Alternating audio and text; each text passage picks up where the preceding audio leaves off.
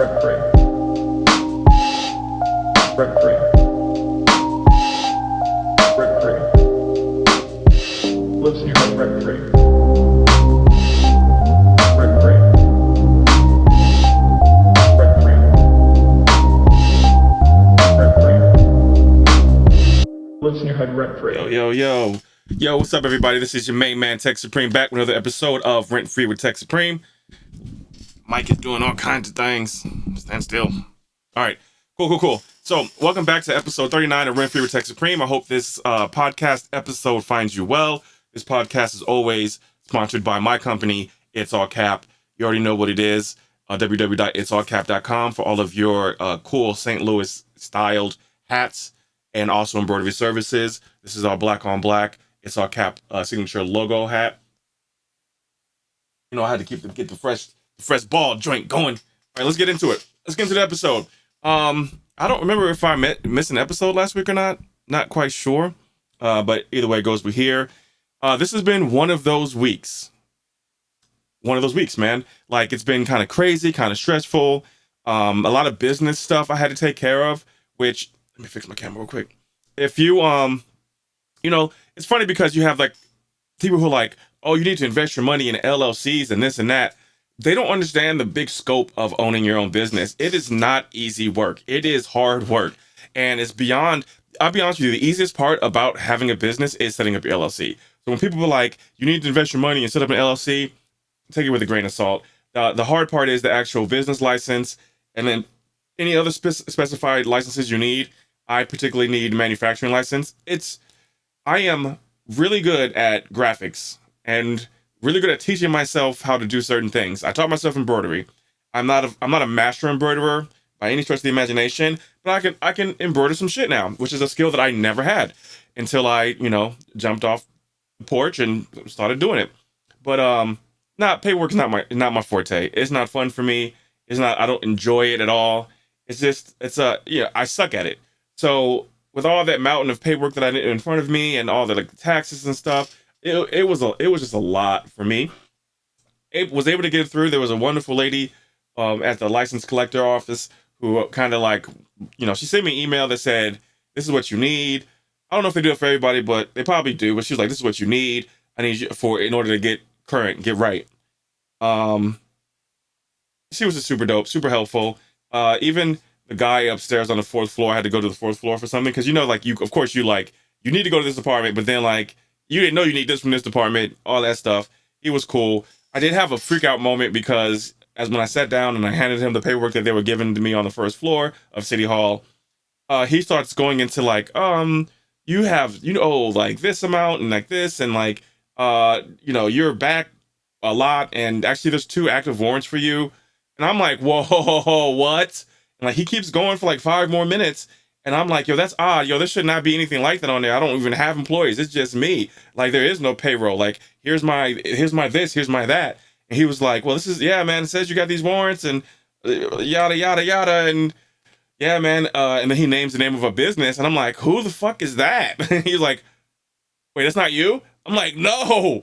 He's like, oh my God. Oh, what's your actual business ID? And I gave it to him.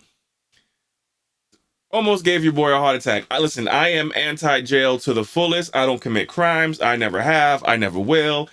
I keep my hands clean. If you my homie, you go to jail, I might not even write you. Right? I'm not going to visit you.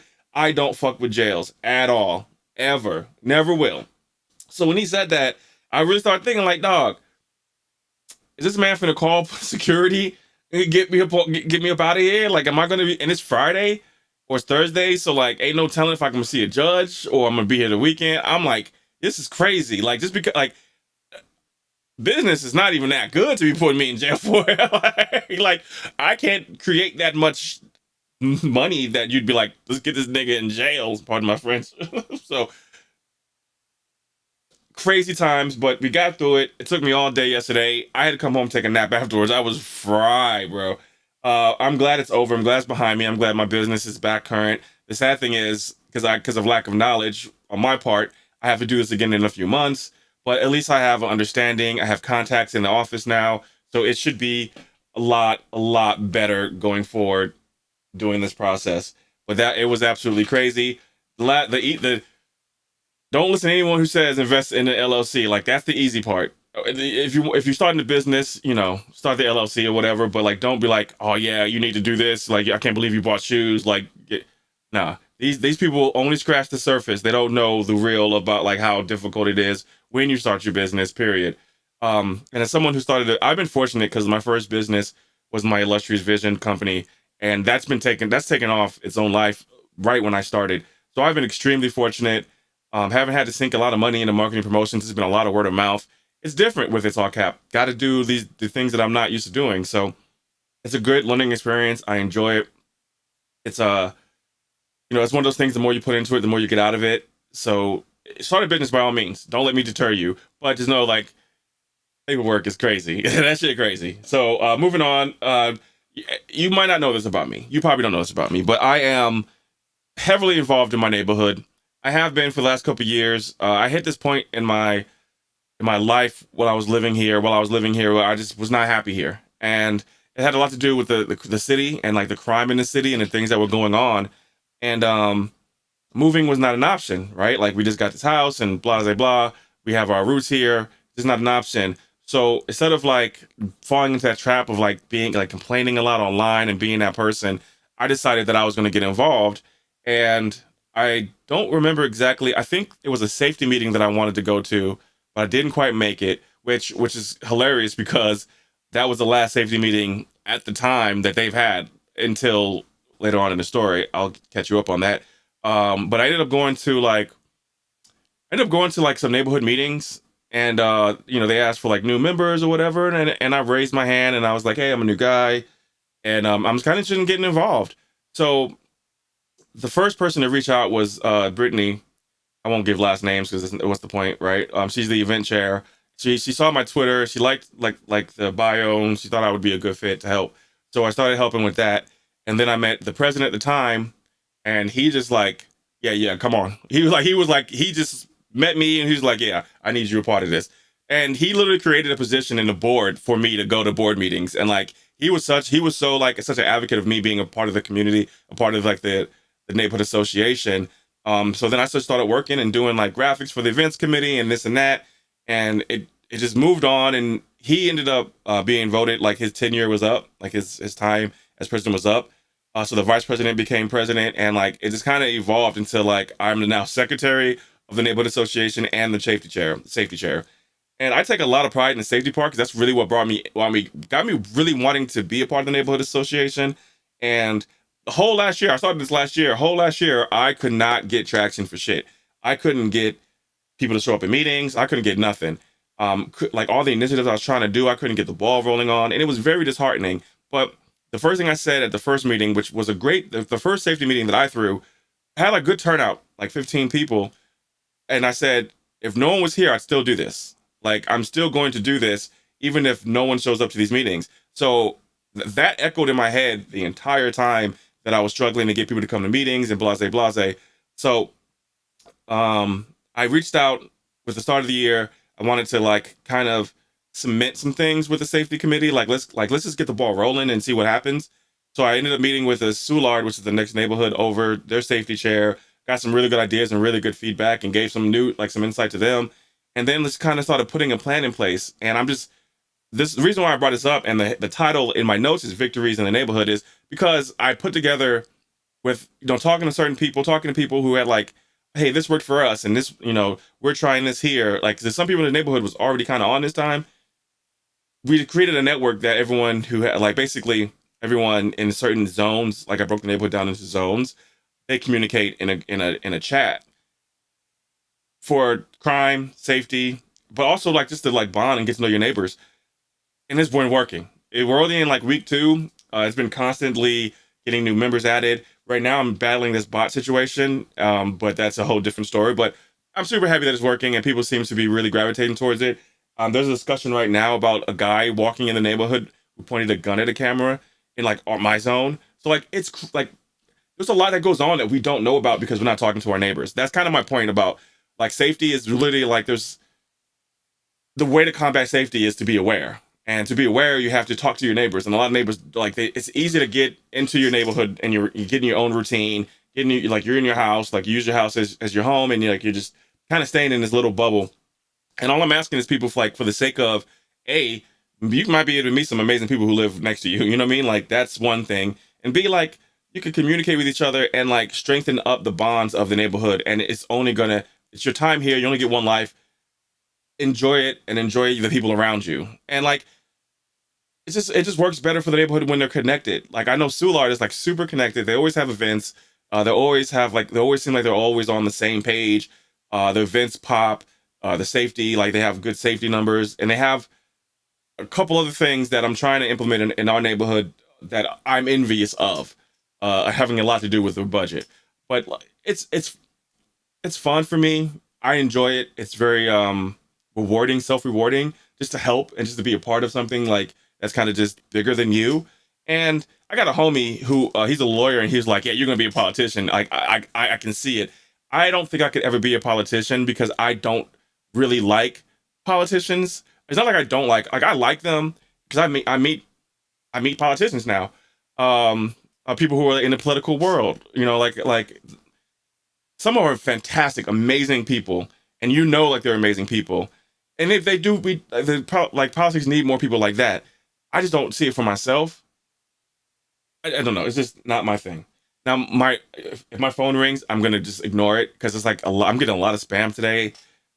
That's neither here nor there. But if you get a chance, get involved in your community, whatever that looks like for you, right? Like, whether you rent or own, just get involved. It's good for your neighborhood. It's good for you. It's good for the spirit. It's good for connections. It's just so positive. I feel like everyone should be involved in the neighborhood. I'm super excited that I'm getting like single handedly with it. Well, I mean, they're not. That's real selfish. It's not single handedly. There's people, but like the initiative to push and get this done, and it's working. It's super awarding. I love it. Moving on. Speaking of like crime in St. Louis, there's a big trial that had a verdict last night, and I guess his name is Daniel Riley. He basically this time last year, he was driving like, I don't know, 70 miles down a city street, collided into this young woman who was visiting for volleyball, and took her legs. And tragic. She didn't deserve it. Her father is a hero. Her father, like, at the scene of the accident, he had enough wherewithal he saw that her legs were crushed. So a bystander gave him a belt and he wrapped it around her legs, tightened it as tight as he could. I don't know what he did with the other leg, but he basically saved her life. Her father, her name is Janae Edmondson. And so the father and a stranger who gave him the belt saved this woman's life for sure. One interesting thing I when I was reading the verdict yesterday is that one of the guilty parties, he's guilty, the guilty parties, like relatives or friend, like when they said guilty, he gets up and walks out the courtroom. My guy, why are you surprised? Like, he on camera, driving recklessly, flying down the street, and literally takes the legs of a young woman who's just visiting in town. She's not from St. Louis. On camera, like it's there, bro. Like, what? Like, why are you mad? Do you think he should get let go free of charge? Like, no, he changed this woman's life for the rest of her life. He deserves punishment, and he's gonna get punishment. Sentencing is in April, and I hope they throw the book at him. And I'll be honest with you, as crazy as it sounds, I hope they sue the city, and I hope they get a lot of money off of it. Cause like she got no legs no more. That's crazy. Like, that's one of the things that, like, it's one of those things, like, you know how you get a stuffy nose, and this is like not even close to how this woman feels, but like, you get a stuffy nose and you can't breathe, and you just like start appreciating the fact oh, I should appreciate more when I can breathe. Like, we have our legs, like most, like, to be young and getting scholarships for volleyball, and then like in an instant it's taken away because one asshole driving his car, and it's just crazy. And then, like, you think about the Drake concert. We had a Drake concert here a few weeks ago, and kind of basically 2 or 3 blocks from where that happened. These 42-year-old mother and her daughter, 21-year-old daughter, were walking across the street, had the green light and everything, and this young man is just driving reckless for multiple blocks, flies in the intersection, hits another car, and then they hit them and they pass. And it's so unfortunate. But this city has a legitimate problem with the way people drive, and it's people who are lacking of intelligence. It has to be like it is the only one reason. What like I don't. It's hard to fathom. It's hard to wrap my mind around it because like not only will this happen right where you're gonna hurt someone else, you're gonna hurt yourself too. Which you would think that like you'd be smart enough not to do that part. So like I don't know, man. I can't wrap my head around like the logic part of like why are you doing this? Like why are you risking your life and everyone else's life for what? Just so you can feel like you're Toretto? Like I don't understand it, and I never will. If you understand it, let me know. I think it's lack of intelligence, which I think is more often the case than not with people in general doing dumb shit. Like the guy who pointed the camera, putting a gun at a camera at 5:40 in the morning. You're dumb. You're stupid. Because smart people don't do that. Smart people don't do shit like that. So it's hard for me to. Again, I say this a lot in this little segment. It's just hard for me to understand this. I don't get it. Um, don't drive like a dick. Have some more like respect for your life and other people's lives. It's really lacking. They're trying to do certain things like red light cameras, but even with like stuff like red light cameras, yeah, sure, but like usually like the legislation is more geared towards policing us than the people who are breaking crimes. Gun laws do not affect criminals. All right, we have to agree on that. Gun laws do not affect criminals. Now, if guns are available and you make the rules of the gun strict, someone who's going to break the law does not give a fuck about the rules of the gun. They don't. Or they otherwise they would never be a problem in the first place. So you only police citizens who obey the law. So your solution can't be we're going to police these people harder who are living here. That's what red light cameras kind of does. Now, if they're in a stolen car, they're speeding, running red lights. They don't give a fuck about the ticket you're going to send them later. They don't. One cool thing that I had in a safety meeting is our police liaison, a new one came and we had a conversation, and I saw her again Tuesday at our neighborhood meeting, and she actually enacted a change where she spoke to this person in this traffic unit. They're going to come police this intersection that we complained about. And I think that's what we need. We don't need cameras giving tickets 2 weeks later. Like we need people to be safe now. Maybe I should be a politician. No, I'm joking. But like, but you get what I'm saying, right? Like it makes sense to me. Like stopping people from like, okay, sitting here watching these people creates that like we can't do this here. And that's what I'm trying to do. Like, I don't want to push it to another neighborhood, but I want to make sure the people in the neighborhood here, like we're safe. Like I'm at that intersection all the time. I drive my golf cart to the intersection. It's nerve-wracking. That intersection that I live by is crazy. And because people just don't give a fuck. Like they feel like whatever they got going on is more important than your life, than their life, which makes no sense. It's all common sense is out the window. We're going to fly down the street. We're going to run this red light. We're going to cross over and do this and do that just because I want to get home fast. I got into it last weekend. I was picking up something from the garage, and I was coming out of the alley, and I made a left down the one way, right? I'm going the right way, and this car pulls up, and I'm like, what are you doing? So I'm visibly saying like this is a one way. Like, what are you doing? So she rolls the windows down. I was like, ma'am, you know this is a one way, right? She's like, I've been living here 15 years. I get it, man. Like you want to save 15 seconds, 30 seconds off of your time to get home, but why are you breaking the law to do that? Like, why are you going down the street, which is a one way for a reason, because two cars can't fit down the street? Why are you doing this? Like, and God forbid someone's not paying attention and y'all hit. Now what? Like, it doesn't make sense. Like, you living here 15 years doesn't matter.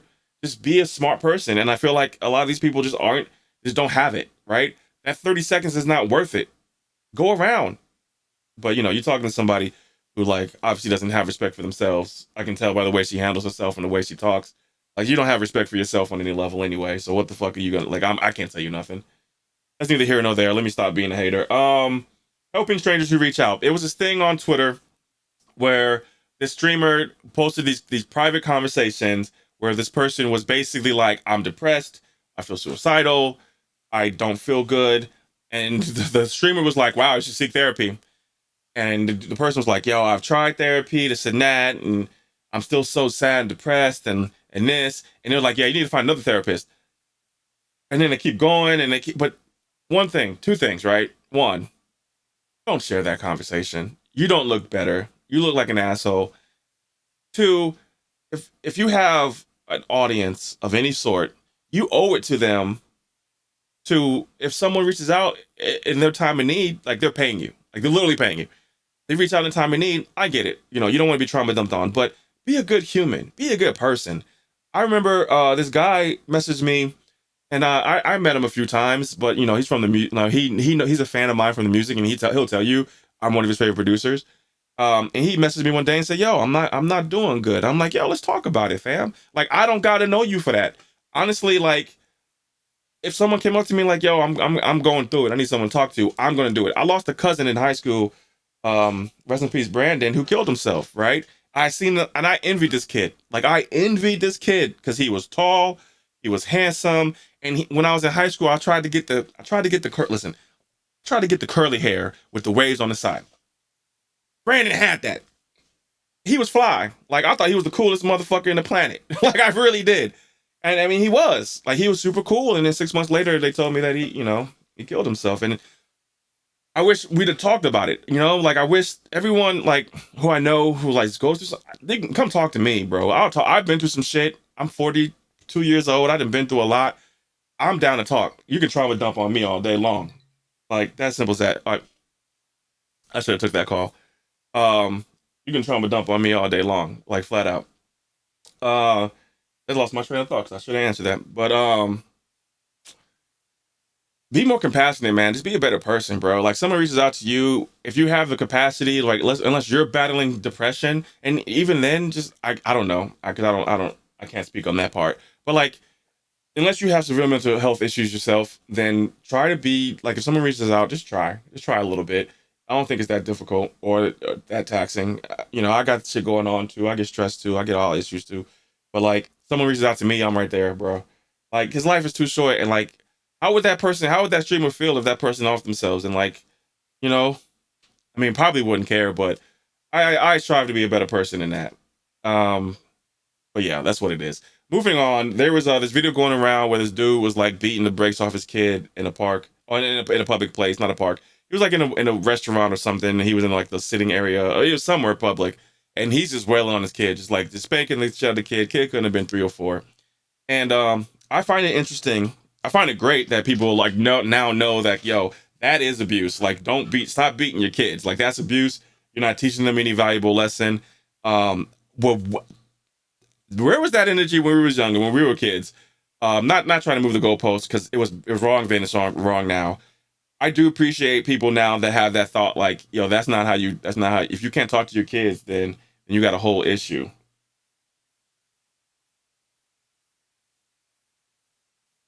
Yeah, that was spam. See, I almost got wrapped up. I almost regretted accepting that call because I'm waiting for a call, and it was more spam, just spam in the name of the company that I'm waiting to call for them.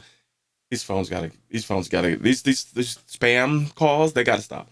But as I was saying, I like how everyone feels that disciplining your kids now, like, is more intellectual, because that's what it always should have been. It always should have been like, because it took me being a stepdad of the year when I was dating a girl with kids way before I met my wife, like, to actually, like, living with kids, to know, like, if I talk to the 3-year-old like an adult, I can get a better result than any emotional outburst that I may have.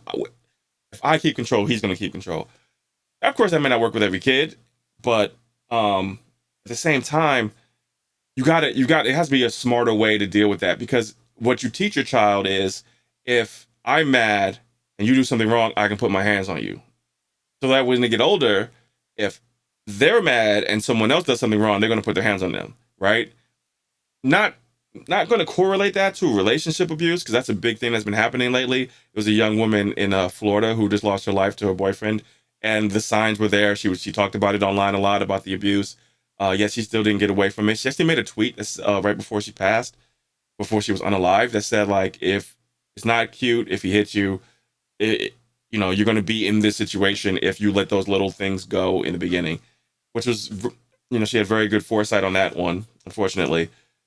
But yeah, you teach with violence. You teach violence. Like I told a kid in my class last week, this week, that fighting is the language of the unintelligent, and I love that quote. I don't know where I heard it from. I don't know if I made that up. I don't know anything about it, but like smart people talk situations out. They don't resort to violence. So when you start spanking your kids because he did something you didn't like, you're teaching them to solve the issue with violence. I don't have kids though, so don't take what I say with a grain of salt. But don't beat your kids, or I'll call DFS on you. Moving on. Dune 2 was fantastic. Uh, I had to rewatch Dune 1 the night before. Then I went and saw Dune 2 in the morning. Better than the first one. It's going to be one of those sequels to me that's going to be way better than the first iteration. Timothy Chalamet, man, he's a good little actor. Zendaya is fantastic, and if you ever question, there's no question. She gives so many angry black women look to Paul. It was fantastic. Great movie. Go see it if you have 2.5 hours. See the first one, then see the second one if you haven't seen the first one. I got the book, so now after I finish this 50 Cent book that I'm reading, I'm going to read that book. Which another thing is I'm back into my reading shit, and I love it. I'm going to keep it going all year. I don't want to ever have these periods of my life where I'm not reading books. I went way too long without reading a book, so I'm glad that this year I'm back on it. But yeah, so Dune 2 is that deal. I don't want to give any spoilers, but if I give it a 1 through 5, it's going to be a 4.2. Really good. And the last thing I want to talk about is Montana real estate. So I've got a video for you I'm going to play. This is what $1.1 million will get you in Whitefish, Montana. Let's go check it out. So I saw this video and I'm like, this has to be a fucking joke, right? But no, this is serious. You're not going to believe it. Check this out. Look at this. No lies detected. $1.1 million for 1,800 square feet, 3-bed, 1-bath. Like, this is insane. I don't know. Maybe it looks better from the back? Nope, not at all. Like, this is where my fentanyl dealer lives. If Breaking Bad and $1 Million Listing had a baby together, this is what it would look like. And I get the Yellowstone effect, but unless Kevin Costner himself is giving me a bubble bath in that meth-stained bathtub every single night, I don't know if I see it. But who knows? Maybe this is one of those worst... All right, so that's crazy. So I had to do a little research, right? This is actually Zillow. This is the place. This is the house, bro. Which this is absolutely one. Keep in mind, while you look at these pictures and you see what I like to refer to as a trap house, you can see that this is $1.1 million in Whitefish, Montana. 1.1 million. Like this is what your selling point. There's a wild deer, and this is the lot. So like he says this in a video, which is hilarious. He says like, oh, well, I'm trying to figure out the lot size, right? Maybe it's like 100 acres. This is it. That's the lot. That's it. This is your house right here. $1.1 million. Is Whitefish, Montana beautiful? Yes. It's gorgeous. Look at this picture. That's gorgeous. But this unfinished basement, that's crazy to me. That's special. That's real special. There's no point to that. It was just funny to me. And like, if you look at the Zillow for the rest of the neighborhood, the rest of the city, it's crazy like that. Whitefish, Montana, man. Let's look at the for sale houses. I think now my internet's want to be crazy. All right, so let's back up a little bit. Get that back on the screen. Let's see what we got here. We got some 2.8, some 955,000, 725,000. Look at this, $725,000. What are we doing with our lives? Whoever bought a house in Whitefish, Montana, really struck the lottery if they got in like before Yellowstone. This got to be the Yellowstone effect, right? So 4.5 million, I expect it to be pretty good, and that's pretty good. That's still 4.5 million. Like, you're special. That's the size of St. Louis normal house. This is crazy. Whitefish, Montana. And we're later this year, the wife and I and the mother-in-law, we're going to go to Montana. I didn't understand it until I started watching Yellowstone. They watch Yellowstone. They love Yellowstone. Now I'm in season 5 of Yellowstone, and I love it too. I get it, but I don't get it this much. But I don't knock the hustle. If you can sell that trap house for 1.1 mil, you better get your money.